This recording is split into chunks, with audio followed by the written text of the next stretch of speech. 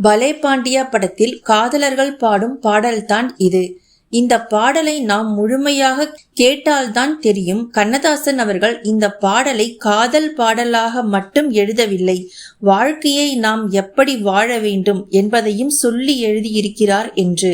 இந்த பாடல் காதல் பாடலாக மட்டும் இல்லாமல் வாழ்க்கைக்கு வழிகாட்டும் பாடலாகவும் உள்ளது. வாழ்க்கையில் ஒரு பிடிமானமும் ஆர்வமும் இல்லாதவர்கள் கட்டாயம் இந்த பாடலை கேட்டால் நல்ல மனமாற்றம் கிடைக்கும். தற்கொலை எண்ணம் கொண்ட எத்தனையோ பேரை அந்த எண்ணத்தில் இருந்து விடுவித்த பாடல் இது. அந்த பாடல் வரிகள் தான் இவை: வாழ நினைத்தால் வாழலாம், வழியா இல்லை பூமியில், ஆழக்கடலும் சோலையாகும், ஆசை இருந்தால் நீந்தி வா. வாழ வேண்டும் என்ற ஆசையோடு வாழ்க்கை கடலை நாம் நீந்த தொடங்கினால் வாழ்க்கை கடல் என்பது மாறி நமக்கு வாழ்க்கை சோலையாக ஆகிவிடும் என்று சொல்கிறார். ஆம், வாழ்க்கை சோலையாக மாறுவதற்கு வெறும் ஆசை மட்டும் இருந்தால் போதாது, வேறு என்னென்ன வேண்டும் என்று சொல்கிறார் அடுத்த வரிகளில். பார்க்க தெரிந்தால் பாதை தெரியும், பார்த்து நடந்தால் பயணம் தொடரும், பயணம் தொடர்ந்தால் கதவு திறக்கும், கதவு திறந்தால் காட்சி கிடைக்கும், காட்சி கிடைத்தால் கவலை தீரும், கவலை தீர்ந்தால் வாழலாம். மக்கள் அன்றாடம் பயன்படுத்தும் பாதைகளில் நாம் நடந்து செல்வது என்பது எளிது. எப்பொழுதாவது மக்களால் பயன்படுத்தப்படும் சில பாதைகளில் நாம் நடந்து செல்வது சற்று கடினமானது. அதைவிட கடினமானது எதுவென்றால், இதுவரை யாருமே நடக்காத வழியில், பாதை என்ற ஒன்றே உருவாகாத வழியில் நாம் பயணம் செய்வது தான். ஆனால் நாம் பயன்படுத்தும் பாதைகள் எல்லாம் எப்படி உருவாயின என்று நாம் யோசித்தால், யாரோ சிலர் பயணம் செய்ததால் தான் நமக்கு பாதையாக கிடைத்தது.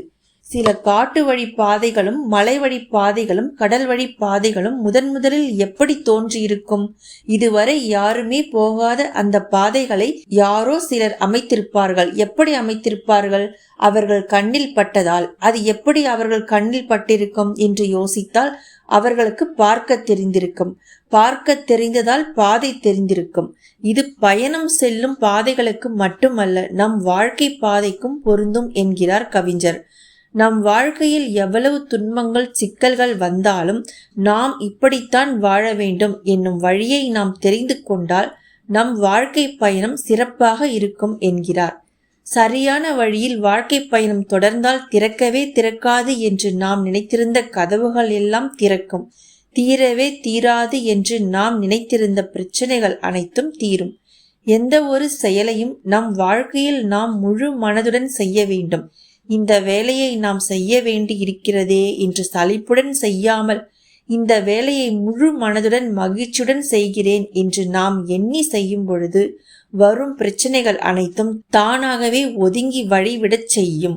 பாடலின் அடுத்து வரும் வரிகளில் கவிஞர் காதலை பற்றி சொல்லும் வரிகளாக அமைத்துள்ளார்.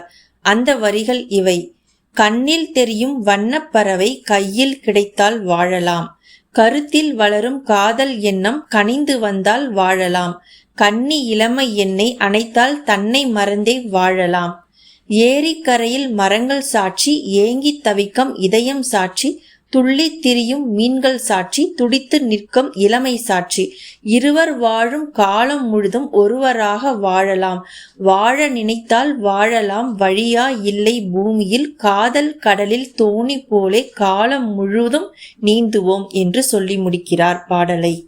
கண்ணதாசன் அவர்களின் வேறொரு பாடல் விமர்சனத்தை நாளைய பதிவில் பார்ப்போம்.